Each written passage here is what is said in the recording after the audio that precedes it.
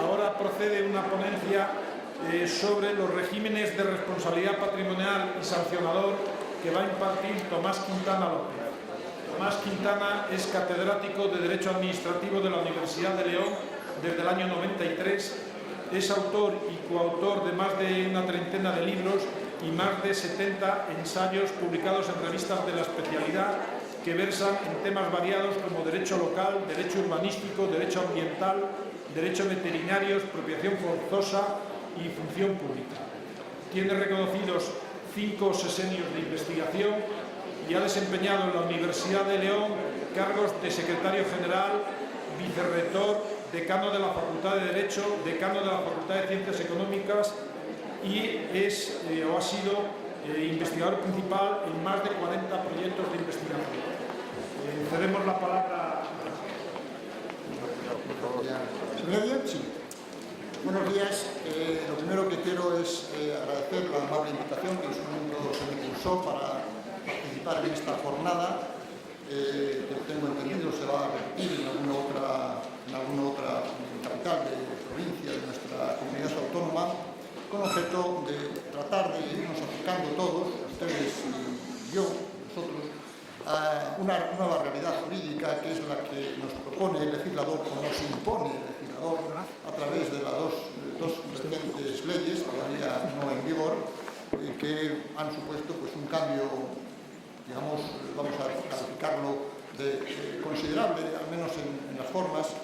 de algunos aspectos importantes referidos al régimen jurídico del sector público y al régimen jurídico del procedimiento administrativo común. En efecto, estas dos leyes, aprobadas en octubre del año 2015 y con una gran vacatio legis, lo cual pone de manifiesto la complejidad y la necesidad de irse familiarizando con los nuevos contenidos, una vacatio legis de un año, por tanto entrará en vigor, como bien se sabe, ya no próximamente, pero bueno, tampoco falta tanto, después del pasado del verano, octubre del año 2016 entrarán en vigor prácticamente en su totalidad, porque hay algunos aspectos de las mismas que todavía no estarán vigentes en esa fecha, debido precisamente por la gran complejidad que puede traer no solamente su interpretación, sino la necesidad de unos medios necesarios para poderlo implementar, como se dice ahora, y ponerla en vigor. Pues bien, estas dos leyes que afectan a grandes aspectos del funcionamiento de la propia organización y funcionamiento de las administraciones públicas que integran el sector público español y particularmente al procedimiento administrativo común, también afectan a estas dos cuestiones que me ha presentado, pues ya ha incidido en ellos, como cuestiones sobre las que yo me voy a tratar de explicar algunos aspectos de los mismos que pueden ser de mayor interés, relativos al régimen de la responsabilidad patrimonial de las administraciones públicas y al régimen del ejercicio de la potestad sancionadora también por las administraciones públicas. Todos sabemos que estas cuestiones, o al menos muchas de las cuestiones que afectan a la regulación y régimen jurídico de la responsabilidad patrimonial de las administraciones públicas y al ejercicio de la potestad sancionadora, se hallaban reguladas, podemos decir todavía, porque todavía se están aplicando, reguladas en la Ley 30/1992. Yo recuerdo también cuando se aprobó y que generó, pues, en fin, la expectación que generan estas dos leyes en estos momentos. Lo que pasa es que algunos de nosotros pues, éramos más jóvenes cuando nos teníamos que enfrentar a esta nueva ley y también explicarla en distintos foros como el que ahora nos encontramos. Pasados ya unas décadas nos encontramos con estas dos nuevas leyes que vienen a sustituir a la Ley 30/1992, que ha pautado el hacer de nuestras administraciones públicas durante decenios, y ahora nos encontramos con estas dos leyes que tenemos que afrontar para su aplicación. Pues bien, decía que la Ley 30/1992, en relación con estas dos cuestiones a las que yo me voy a ocupar, establecía un sistema de responsabilidad. Digo establecía, aunque en puridad todavía establece, porque la Ley 30/1992 se seguirá aplicando hasta que no entre en vigor las leyes llamadas a sustituirla, las que nos vamos a ocupar, pero voy a hablar en pretérito porque en definitiva se trata ya de una ley que ya sí se aplica de forma transitiva. Y digo que esta ley 30/1992 establecía, como todos sabemos, el régimen jurídico de la responsabilidad patrimonial de las administraciones públicas de una forma pues muy similar y de acuerdo con la evolución que fue tomando este instrumento, esta institución jurídica desde su incorporación al ordenamiento jurídico español, que como todos sabemos se produjo en el año 1954 con la Ley de Expropiación Forzosa, en la que se sientan los pilares de lo que después ha sido pues, el régimen jurídico de la responsabilidad patrimonial de la administración, incorporado a las distintas leyes que han regulado esta materia y últimamente la que nos ocupa. Bien, además de eso, y fuera de lo que era propiamente el régimen sustantivo, la cuestión procedimental referida a la responsabilidad patrimonial de la administración, bien sabemos que se incorporó a un Real Decreto aprobado en el año 1993, concretamente el 26 de marzo de ese año, por el que se aprueba el reglamento del procedimiento para la exigencia de responsabilidad patrimonial de las administraciones públicas. Y algo similar, aunque no idéntico,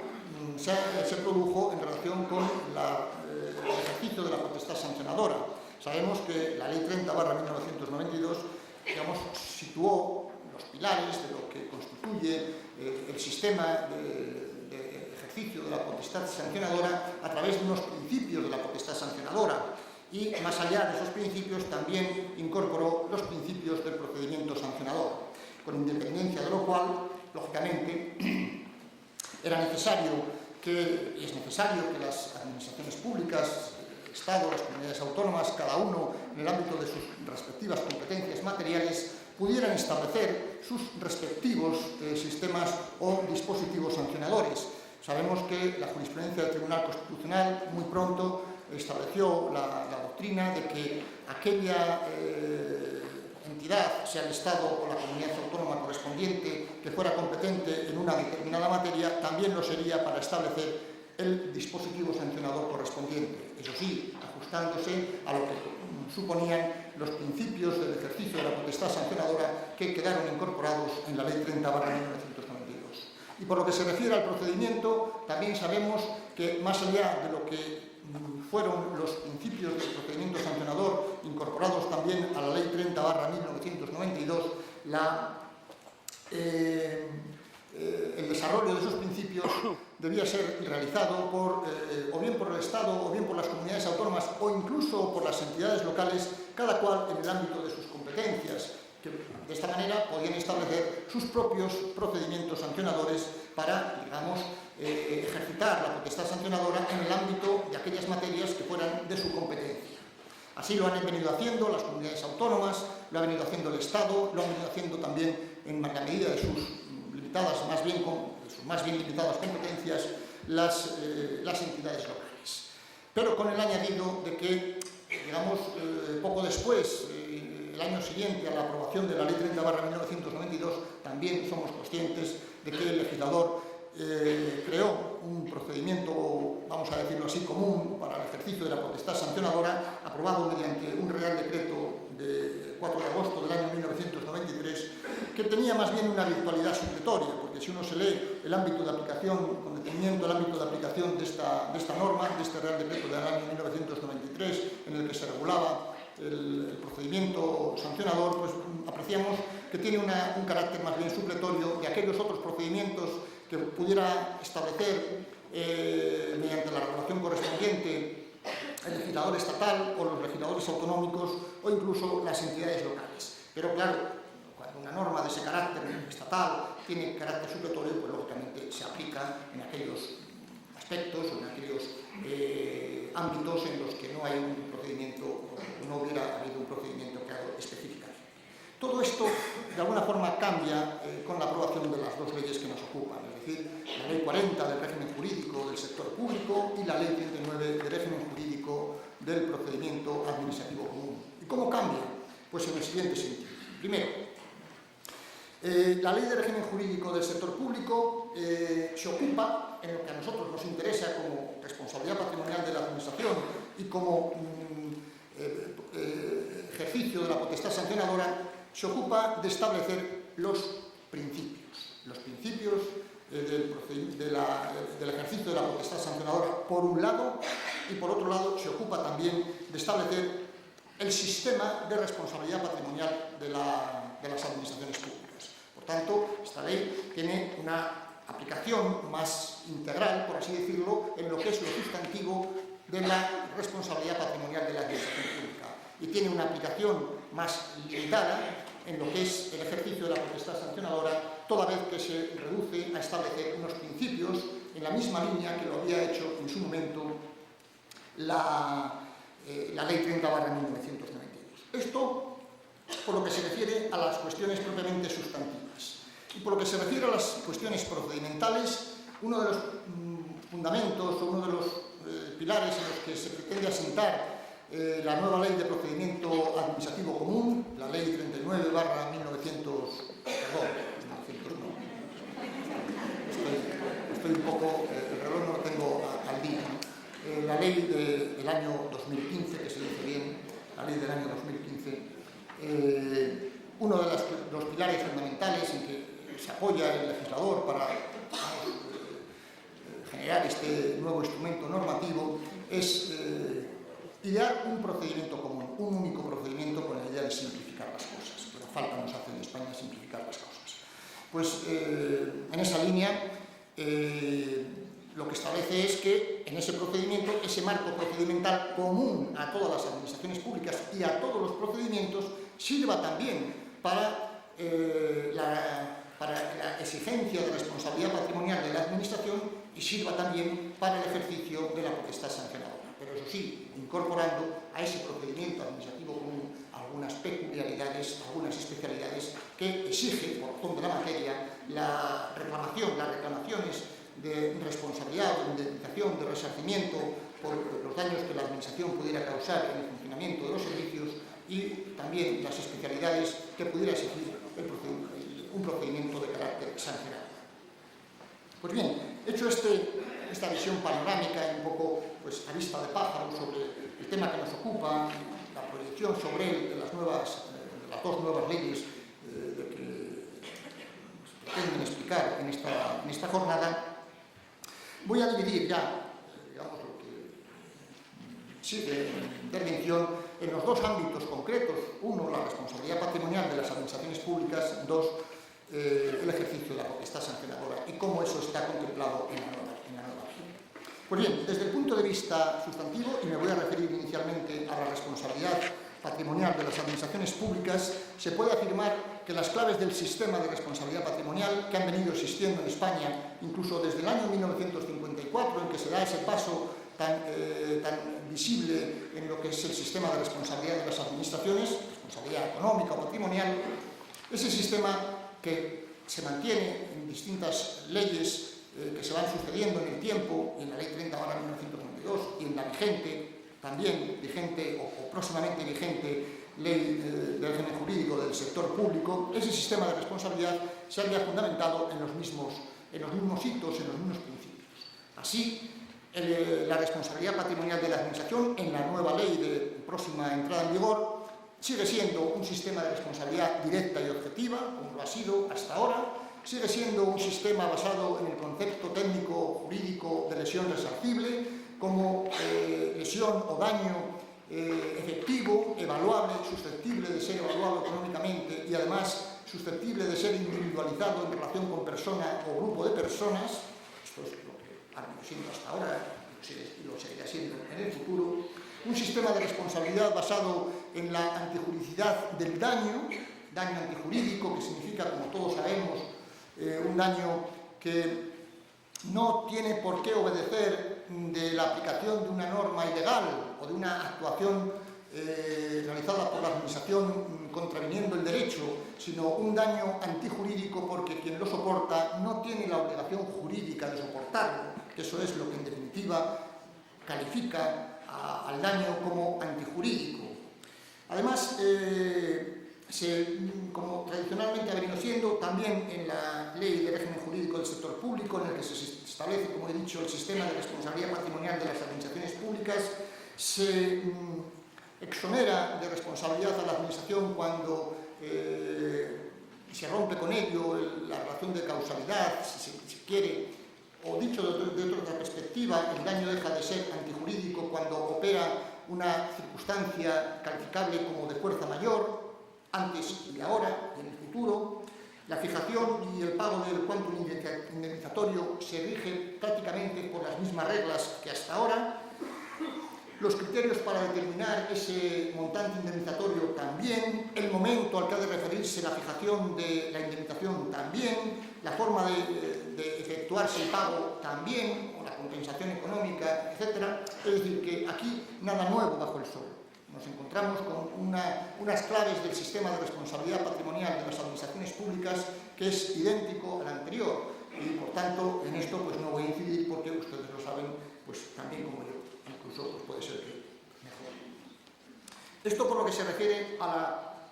lo que puede suponer las claves del sistema de responsabilidad patrimonial de la administración pública en la nueva ley, que no cambia en relación con la última.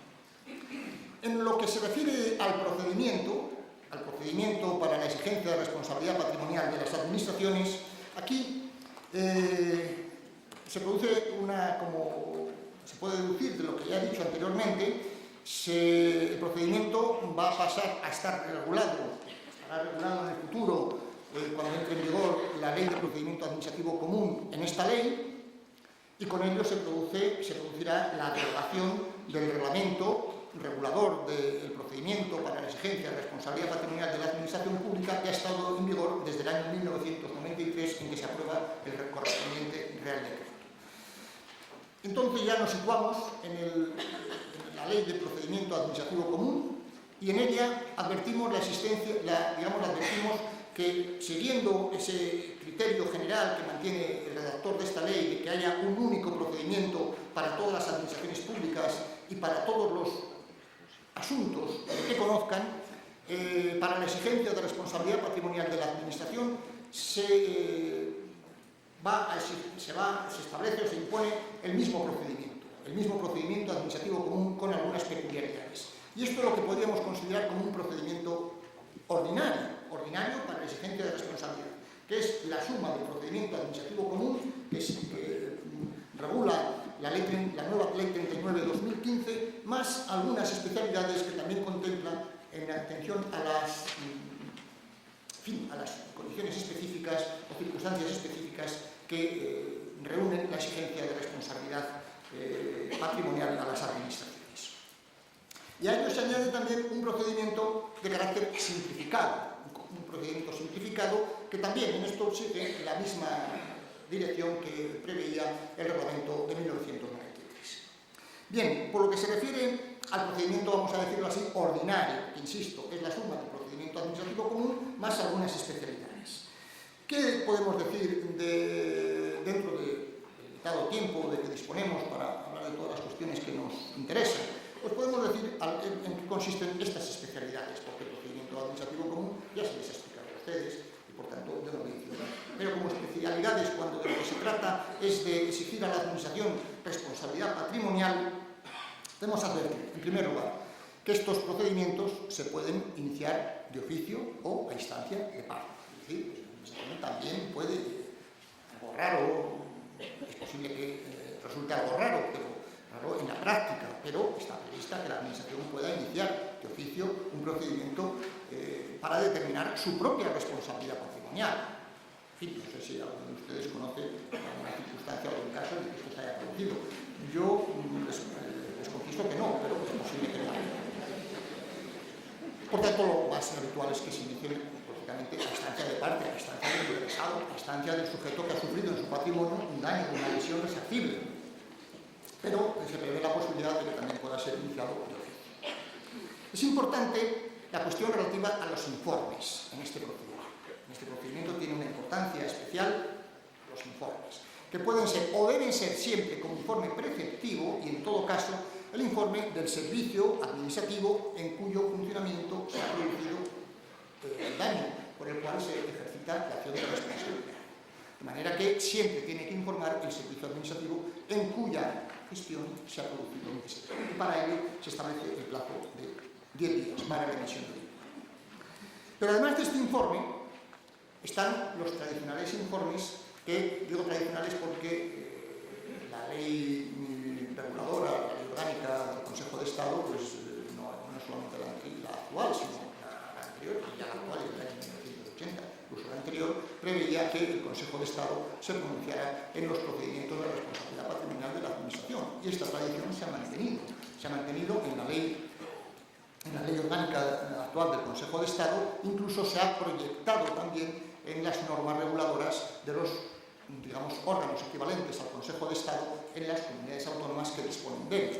De manera que, haciéndose eco de esa tradición, la propia Ley de Procedimiento Administrativo Común, como especialidad en relación con el procedimiento para la exigencia de responsabilidad patrimonial de la Administración, incorpora la posibilidad de que sea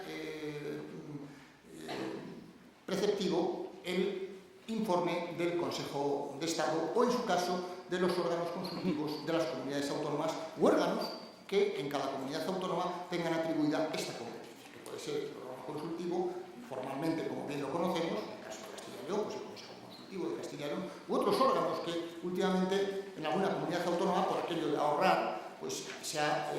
sustituido el Consejo Consultivo por una organización, digamos, más integrada en la administración activa de la Administración, que también tiene funciones consultivas. Es el caso, por ejemplo, de la comunidad autónoma extremeña, que hace no mucho tiempo, pues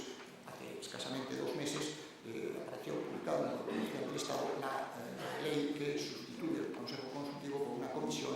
que cumple las funciones del Consejo Consultivo, pero, digamos, una comisión integrada en lo que es propiamente la administración. Bien, pero al margen de estas cuestiones, que, digamos, forman parte de los aledaños de lo que quiero señalar, como cuestión principal en relación con los informes, he de decir que la Ley de Procedimiento Administrativo Común prevé el informe preceptivo en los procedimientos de responsabilidad patrimonial de la Administración cuando la cuantía reclamada supere los 50.000 euros o bien la cuantía que establezcan las comunidades autónomas en sus respectivas normas, siempre que esas normas también, sus propias normas de carácter autonómico, hayan dotado de un instrumento que cumpla las funciones del Consejo de Estado en el ámbito autonómico, al menos en estas cuestiones. Pues bien, en el caso de Castilla y León, resulta oportuno que lo consideremos. En el caso de Castilla y León tenemos que acudir, como no, a la ley reguladora del Consejo Consultivo de nuestra comunidad autónoma, que sabemos que es la Ley 1/2002, en la cual se establece que en aquellas reclamaciones que se hagan a la Administración autonómica y que superen los 6.000 euros, es preceptivo el informe del Consejo Consultivo. Y cuando la reclamación se realice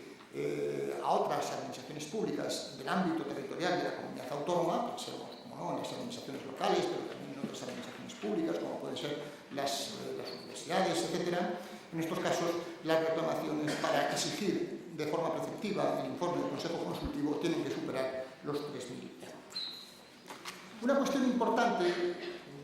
aunque pues, yo creo que es bien conocida, es la posible terminación del procedimiento de responsabilidad patrimonial de la Administración mediante acuerdo.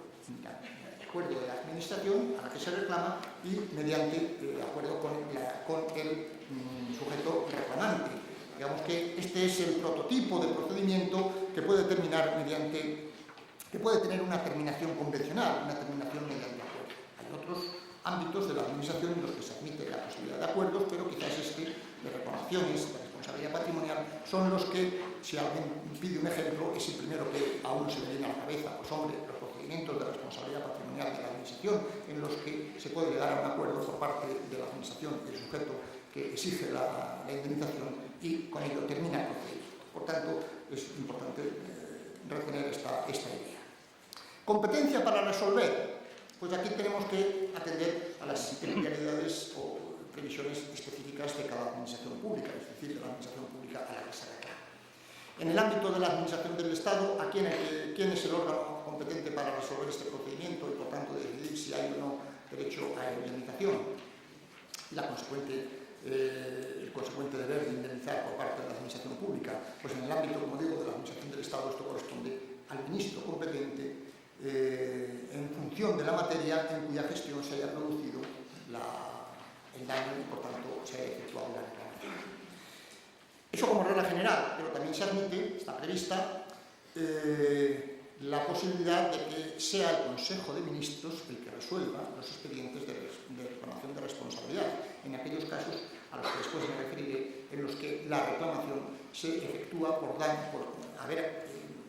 eventualmente haberse producido daños derivados de la aplicación de leyes, es decir, lo que se conoce en un argot, quizás no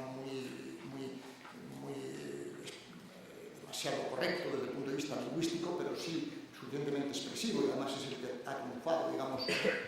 para reconocer lo que en definitiva es lo que se conoce como responsabilidad patrimonial del Estado legislador. Es decir, que cuando el daño se produce como consecuencia de la aplicación de leyes, directamente de leyes, en estos casos esa responsabilidad económica se exige directamente al Consejo de Ministros. En el ámbito de las administraciones autonómicas, pues claro, aquí hay que acudir a cada administración pública autonómica porque cada una tiene sus propias normas reguladoras. Y en el caso de Castilla y León, pues hay que acudir a la Ley de Gobierno y Administración de Castilla y León, la conocida Ley 3/2001, en la que se establecen, pues, de forma paralela o de forma similar a lo que se establece en relación con la administración del Estado, que el órgano competente para resolver en carácter general los procedimientos de responsabilidad patrimonial de la administración serán los consejeros de la correspondiente consejería en cuya gestión se ha producido ese daño. Y también se admite la posibilidad de que la reclamación se tenga que resolver por parte del Consejo de Gobierno de la Comunidad Autónoma en aquellos casos en los que la responsabilidad se deriva de la aplicación de leyes o normas con rango de ley aprobadas en sede autonómica. En el ámbito de la administración local, pues en fin, aquí también, lógicamente, a la ley de legislación de régimen local, en la que en análisis de la misma se advierte que no existe una previsión específica en relación con esta materia. Es decir, no hay un precepto que nos dé la pauta precisa acerca de quién tiene que resolver en el ámbito de la administración local los expedientes o procedimientos de responsabilidad patrimonial de la administración. Por tanto, quizás hay que acudir pues, lo que constituyen las reglas generales. Como regla general, recordarán los que estén más familiarizados con el derecho local, que en la ley reguladora de las bases del régimen local se establece una suerte de competencia residual por parte de los alcaldes, equivalente también, prevista también para los presidentes de diputación y en general para los presidentes por analogía de las entidades locales, aunque no sean propiamente municipios o provincias, los que se establece, como digo, una suerte de competencia residual para todos aquellos asuntos que sean atribuidos a la competencia de la propia entidad local y, sin embargo, no hayan sido específicamente atribuidos a uno de los órganos de esa entidad local. Sí, como digo, se establece una especie de competencia residual en favor del alcalde. Por tanto, creo que puede operar esta competencia residual para resolver los procedimientos de responsabilidad patrimonial de la administración en el ámbito local, sin perjuicio, claro, de que puedan aplicarse también y puedan resultar operativas todas las posibilidades que ofrece el ordenamiento jurídico de traslación, si no de la competencia, sí del ejercicio de la competencia en favor de otros órganos, por ejemplo, en favor de los plenos, en favor de una comisión económica o de una comisión de gobierno, etc. En el caso de las entidades de derecho público, es decir, aquellas entidades sometidas a régimen jurídico público, pero que están vinculadas o son dependientes de otra administración pública de carácter territorial, por utilizar una expresión, la clásica división entre administraciones territoriales y no territoriales, de carácter más bien institucional o incluso corporativo, pues bien, en estos casos hay que atender a la propia norma reguladora, que normalmente suele ser la norma de creación, pero puede ser otra norma, de la específica entidad de derecho público. Y ahí habrá que acudir para ver si nos da solución a este interrogante, es decir, qué órgano de la misma tiene capacidad para decidir sobre los expedientes de responsabilidad patrimonial de la administración. Y a falta de previsión, que será lo más habitual, la competencia se atribuye al órgano de la administración pública de la que depende esa entidad de derecho público, es decir, si es una entidad dependiente de la administración del Estado o bien dependiente de la administración autonómica y no hay una previsión específica en la normativa reguladora de la entidad de derecho público, habrá que acudir a la normativa general y que es la que yo he citado en primer lugar. Por tanto, si se trata de una entidad de derecho público vinculado o dependiente a la administración de la comunidad autónoma y su norma reguladora no prevé ninguna o no no contiene ninguna previsión específica acerca del órgano competente para determinar el quantum indemnizatorio o bien denegar la indemnización. En estos casos tendrá que resolverlo el consejero de cuya consejería o a cuya consejería esté vinculada esa entidad de derecho. Y más allá de este procedimiento ordinario, cuyas especialidades acabo de citar, también se prevé un procedimiento simplificado, del cual puede hacer uso el órgano competente para la tramitación del procedimiento cuando considere que existe una clara y evidente relación de causalidad entre el comportamiento activo o omisivo de la administración y el daño que se ha producido, cuando también quede clara o exista una evidencia acerca de la valoración del daño y el cálculo del quantum indemnizatorio. En estos casos, digamos que se ha de tramitar el procedimiento a través de esta fórmula simplificada, que tiene como, digamos, bueno, pues una limitación temporal en cuanto a su tramitación que dura 30 días. Es importante tener en cuenta que uno de los casos específicos en los que el ordenamiento jurídico, concretamente la ley que nos ocupa, la Ley de Procedimiento Administrativo Común, se pronuncia, es sobre el sentido del silencio cuando no hay una resolución expresa del procedimiento de responsabilidad patrimonial de la Administración. El sentido del silencio que es negativo. Y como saben, vamos sobre la propia Ley de Procedimiento Administrativo Común, y antes la Ley 30/1992 exige ahora la nueva ley, que haya una decisión específica por parte del legislador para aquellos casos en los que se quiere que la falta de resolución expresa sea negativa. Y este es uno de ellos. La falta de procedimiento administrativo común, la falta de resolución del procedimiento de responsabilidad patrimonial de la administración pública determina el sentido negativo del silencio. Por lo menos en el procedimiento que hemos denominado ordinario. Ven ustedes, y si es el simplificado, pues es una cuestión que yo me he preguntado y me atrevo a dar mi opinión sobre el particular, porque a mí me resulta difícil de admitir que el sentido del silencio sea negativo en un supuesto de tramitación simplificada del procedimiento de responsabilidad patrimonial de la Administración, cuando el pórtico necesario, el presupuesto necesario para que sea tramitado ese procedimiento administrativo de carácter simplificado es que resulte evidente la relación de causalidad entre el daño y el comportamiento activo u omisivo de la administración pública. Y si esto es así y por ello se opta por el procedimiento simplificado, la falta de resolución del mismo en plazo parece que no puede ser en un sentido desestimatorio, sino más bien es estimatorio, porque se ha partido de la idea del presupuesto de que hay una relación de causalidad entre el daño y el comportamiento de la administración. Por tanto, parece difícil extender los efectos negativos del silencio cuando la tramitación del procedimiento se realiza por la vía simplificada.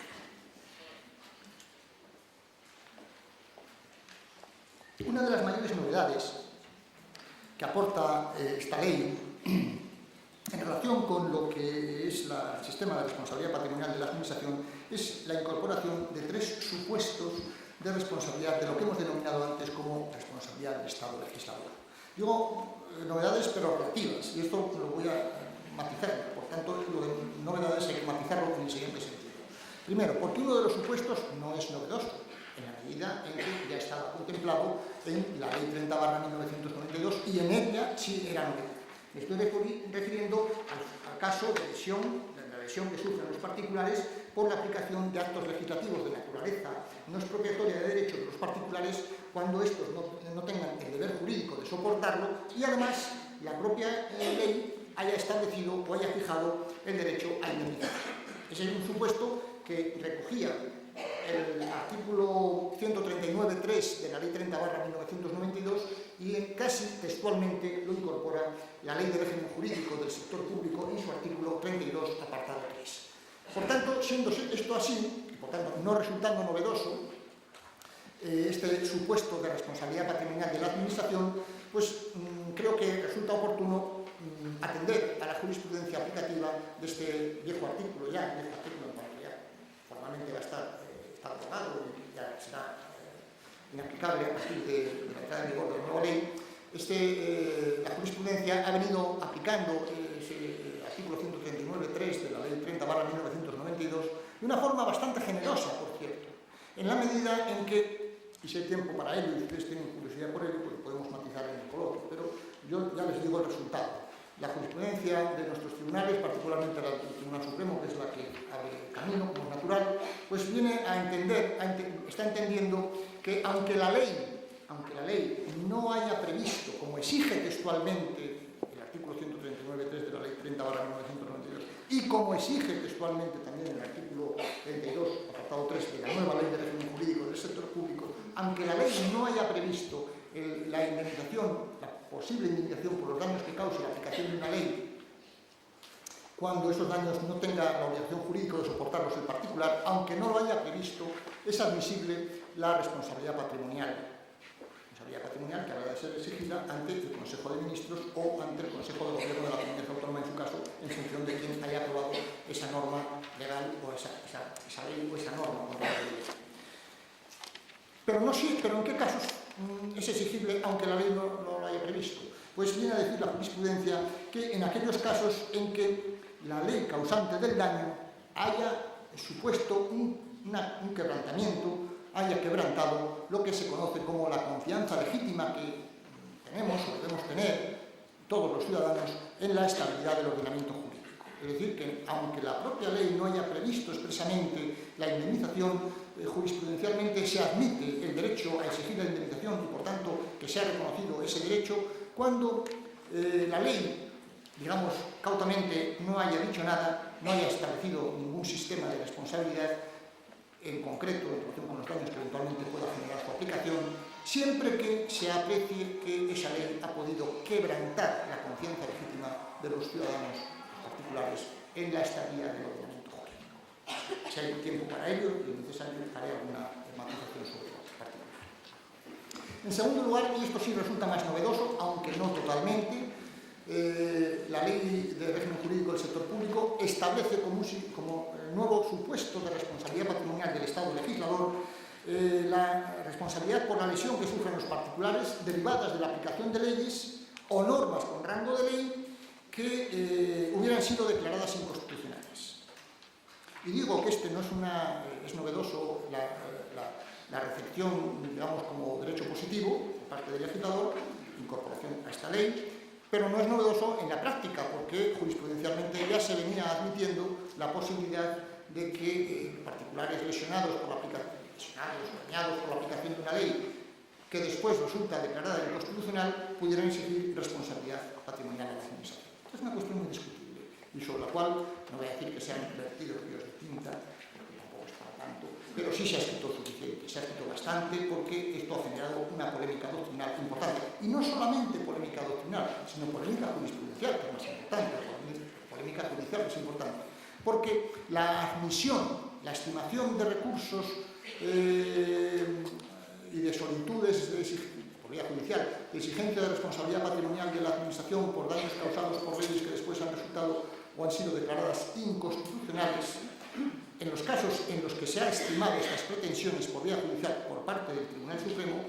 han venido acompañadas de votos particulares por parte de otros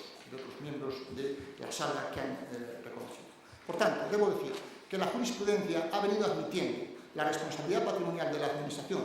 por daños causados por la aplicación de leyes o normas con rango de ley que después se han declarado inconstitucionales, pero eso ha generado no solamente polémica doctrinal, que lo ha generado, sino también discrepancias en el seno de los propios órganos judiciales que lo han reconocido, porque ha habido votos particulares, casi siempre se han esgrimido votos particulares denegando esa posibilidad. Si hay para ello, no podemos incidir en esta jurisprudencia. De momento voy a limitarme a explicar lo que, como consecuencia de esa jurisprudencia y avisado por la visión que le ha dado el redactor de la ley 40/2015, la ley de régimen jurídico del sector público, tamizado por la visión que le ha dado el propio legislador, en la actualidad cómo está regulado o cómo se pretende regular, cómo se ha regulado en esta ley, este supuesto. Pues bien, se exigen dos requisitos para que aquel sujeto que haya visto lesionado su patrimonio como consecuencia de una ley que después o una norma con rango de ley que después ha sido declarada inconstitucional, se exigen, como digo, dos requisitos. Uno, que haya recurrido frente a la actividad de la administración aplicativa de esa ley que le ha causado el daño en la vía administrativa y en la vía contenciosa administrativa, y haya obtenido una sentencia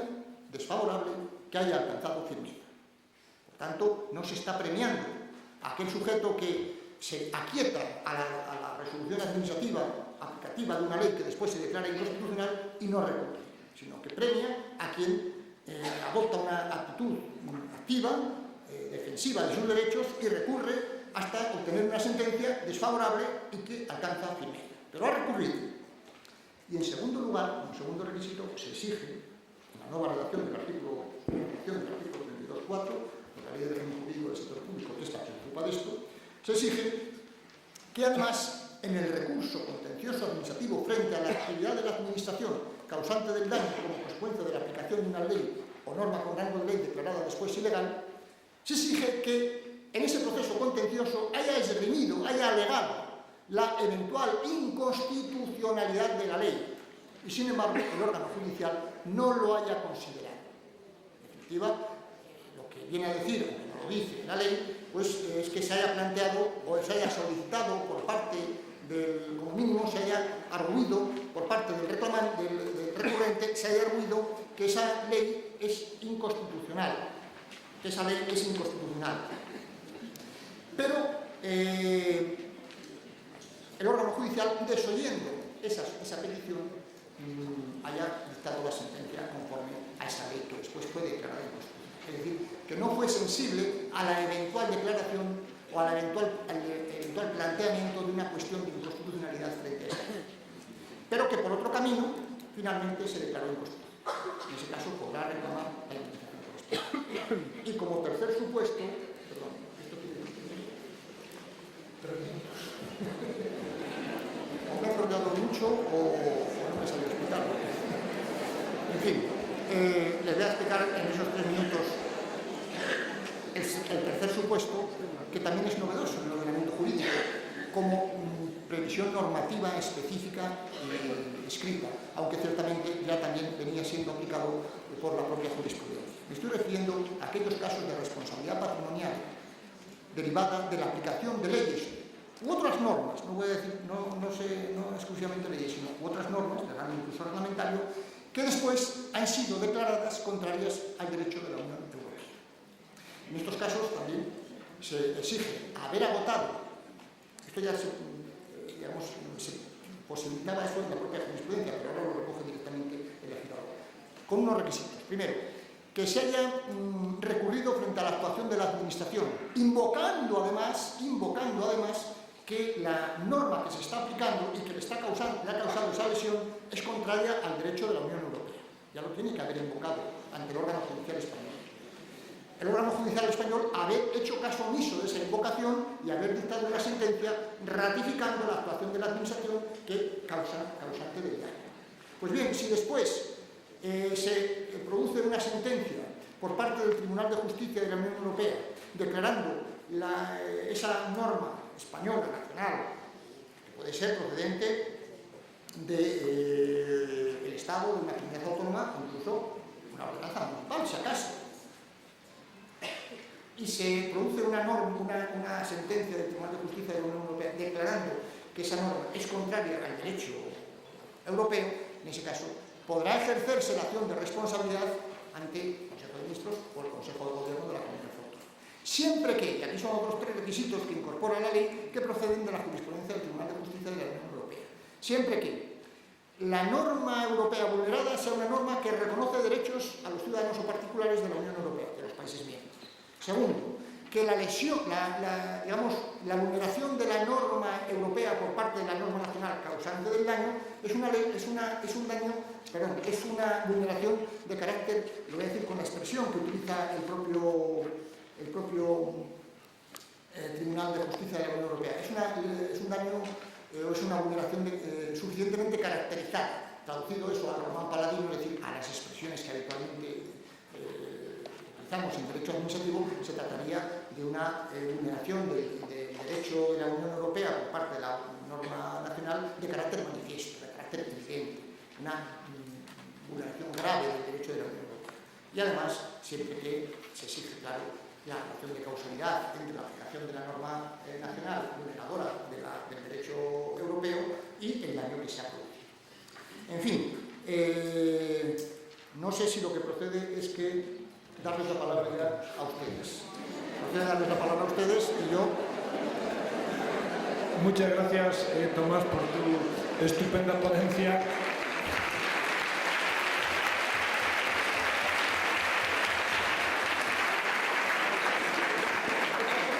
Y como te han quedado cosas por decir, seguro que salen ahora en el debate. Entonces, damos la palabra a preguntas.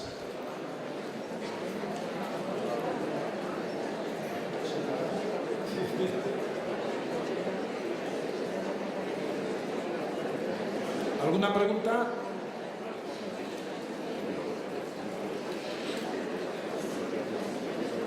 ¿Nadie quiere comentar nada? Bueno, pues entonces le dejamos a Tomás los minutos que faltan para que remate lo que necesariamente le tuve que cortar sintiéndolo mucho. Muy bien, pues continúo.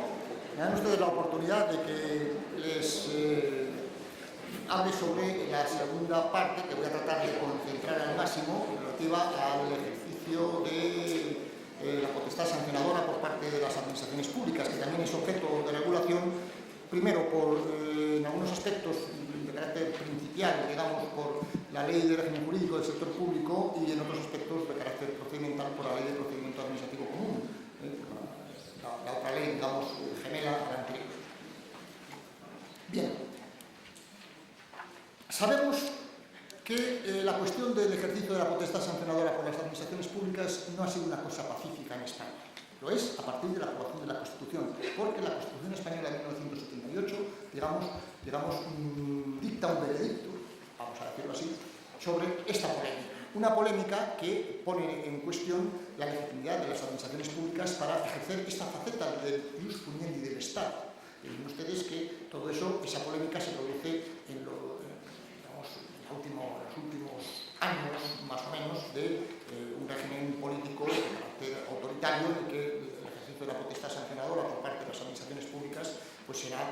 excesivo en el sentido de que incluso se admitía lo que, en fin, las personas mayores quizás se acuerden de ello, porque posiblemente lo hayan visto en los periódicos,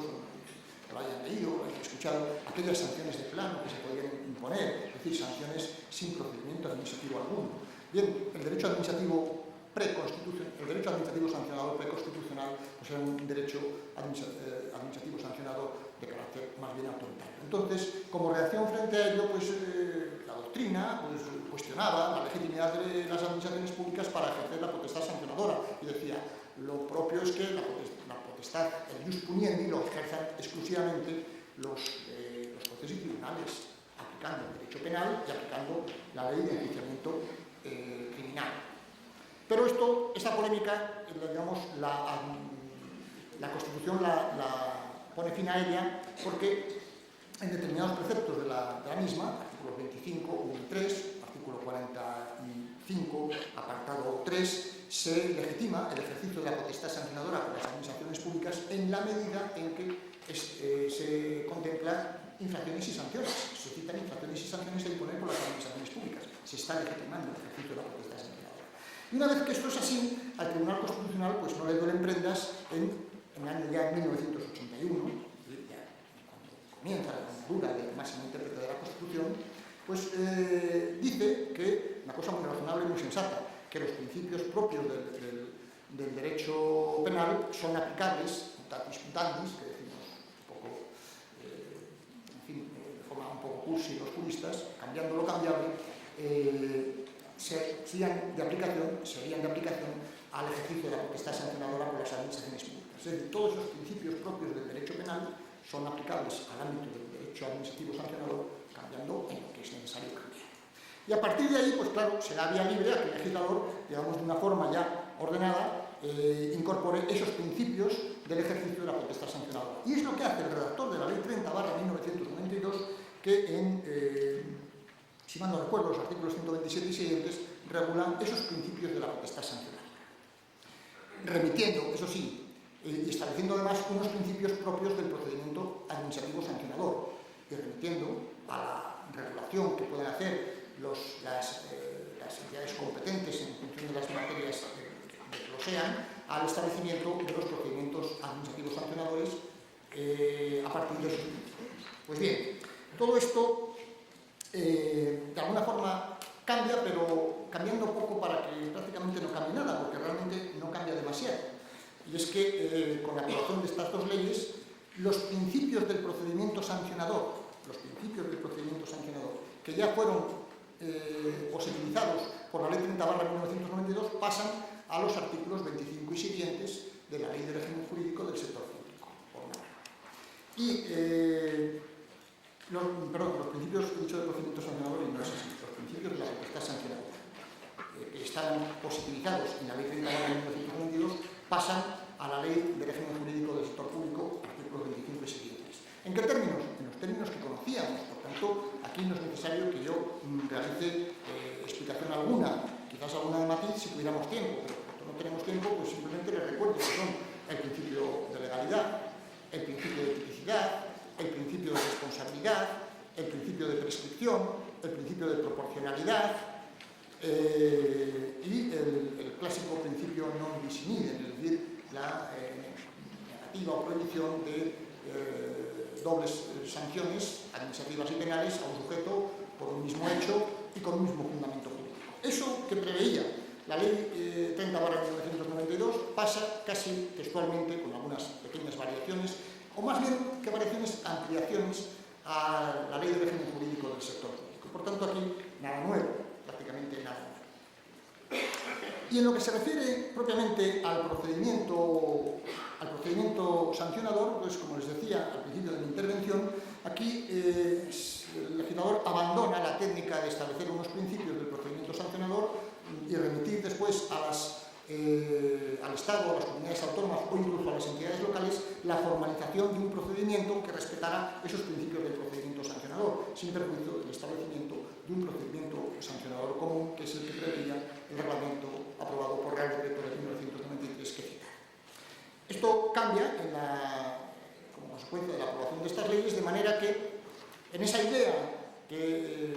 preside, digamos, la actuación del legislador del año 2015, que es simplificar los procedimientos administrativos, pues viene a decir que el procedimiento administrativo sancionador sea el mismo procedimiento administrativo común o un procedimiento administrativo basado en las disposiciones que regulan el procedimiento administrativo común, más aquellas peculiaridades o especialidades propias o que derivan o que impone el ejercicio de la potestad sancionadora. Y esto es lo que prevé en definitiva la Ley de Procedimiento Administrativo Común. Un procedimiento administrativo común al que se adhieren unas especialidades derivadas de las características específicas que supone el ejercicio de la potestad sancionadora.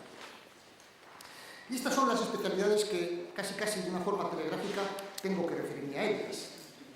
Primero, en cuanto a la iniciación del procedimiento. Los procedimientos sancionadores, contrariamente a lo que suele ser, habitual en otros procedimientos que pueden ser iniciados de oficio o a instancia de parte, el procedimiento administrativo común puede ser iniciado de oficio o a instancia de parte en función de las materias de que se trate. Pues bien, en lo que es el procedimiento administrativo sancionador solamente puede iniciarse de oficio. Nadie tiene la capacidad, en particular tiene capacidad para iniciar un procedimiento sancionador. Quien tiene la competencia atribuida, de forma legal o reglamentaria, para iniciar ese procedimiento sancionador. Ahora bien, esa decisión la tiene que adoptar el órgano competente para ello, el que ha sido investido de esa competencia, el órgano investido legal o reglamentariamente para ejercer esa competencia de iniciar el procedimiento sancionador, pero esa iniciación puede ser o bien por su propia iniciativa, o bien porque haya recibido una orden de un órgano superior, o bien porque haya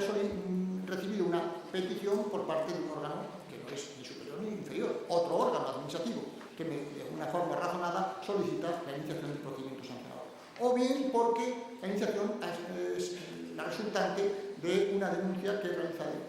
un particular. Eso en cuanto a la iniciación del procedimiento. Algunas reglas específicas, bien conocidas, porque vienen de atrás, son las que afectan a la cuestión probatoria en el procedimiento sancionador. que además de lo que son las reglas generales de la prueba en el marco del procedimiento administrativo común, cuando hablamos del procedimiento administrativo sancionador, en relación con la prueba hay que tener en cuenta dos reglas. Primero,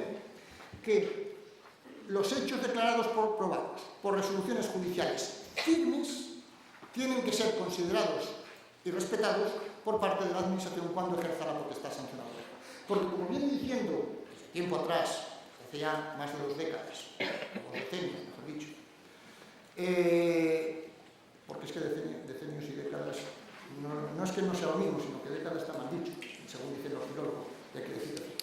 Bueno, pues desde hace más de 2 decenios viene diciendo el Tribunal Constitucional que unos mismos hechos no pueden existir y dejar de existir para órganos distintos del Estado. No puede ser que en la prueba practicada en un proceso penal se diga que esto es así y, sin embargo, en la prueba practicada en un procedimiento administrativo sancionador se diga que eso mismo no es así. Por tanto, se da preferencia, prioridad a lo probado en el marco de un procedimiento judicial, y la prueba acreditada en un procedimiento judicial por sentencia firme, eso es un pie forzado para la Administración que ejerce la potestad sancionadora. Segunda regla en relación con la prueba. Todo esto que es lo que se denomina, esa segunda cuestión, lo que se denomina, digamos, presunción de veracidad que acompaña a los documentos formalizados por funcionarios públicos en el ejercicio de sus potestades, en los cuales se constatan hechos conocidos por ellos, y que esos hechos conocidos por ellos, constatados y trasladados a un documento redactado con todas las formalidades por un funcionario público, tiene valor probatorio. Un valor probatorio que no es iuris et de iure, porque admite prueba en contrario, pero es un valor probatorio que tiene la presunción de veracidad. Bien, en cuanto a la propuesta de resolución que pone fin, digamos, a la tramitación del procedimiento, la propuesta de resolución en el procedimiento administrativo sancionador, la propuesta de resolución en el procedimiento administrativo sancionador tiene las peculiaridades exigidas por la propia naturaleza del procedimiento. ¿Y qué peculiaridades son ellas? Pues aclarar todo aquello,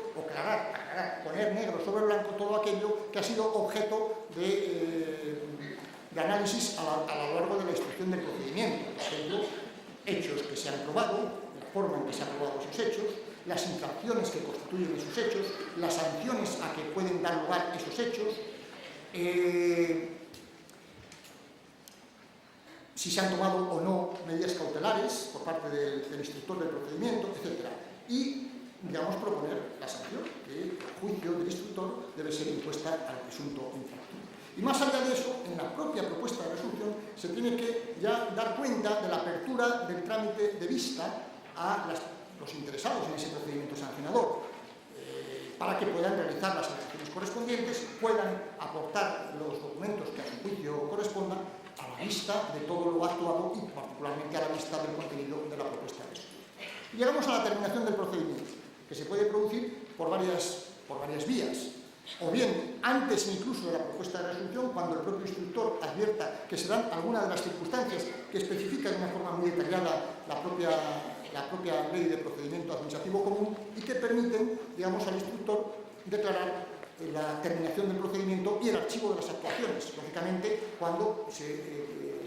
producen circunstancias que a su juicio demandan esa solución, tales como que advierte que no se han producido los hechos, o que si se han producido no se han demostrado, o que no aparece el sujeto responsable de esos hechos, etc.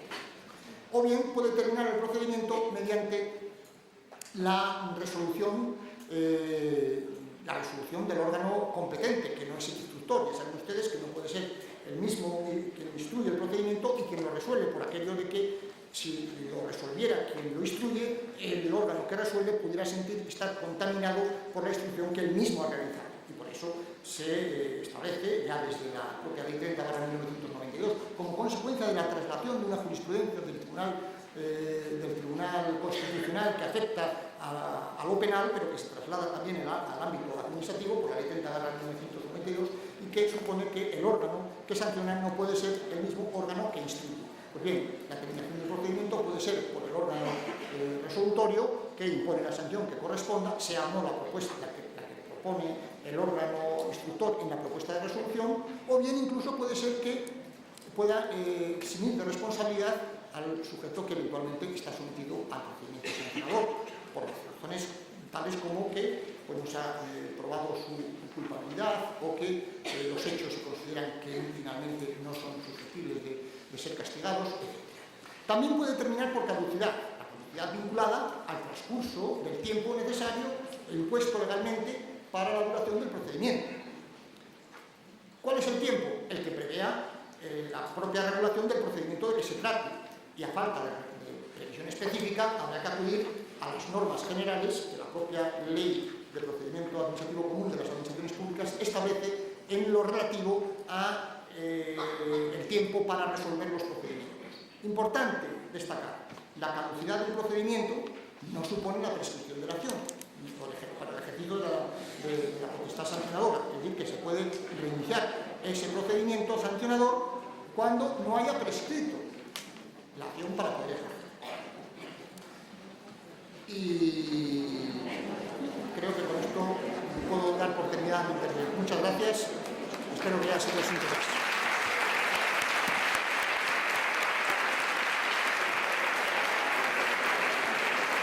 Gracias, Tomás, y perdona esta ingrata labor que me ha tocado, pero los tiempos tenemos que ajustarnos a ellos. Muchas gracias y pasamos a la última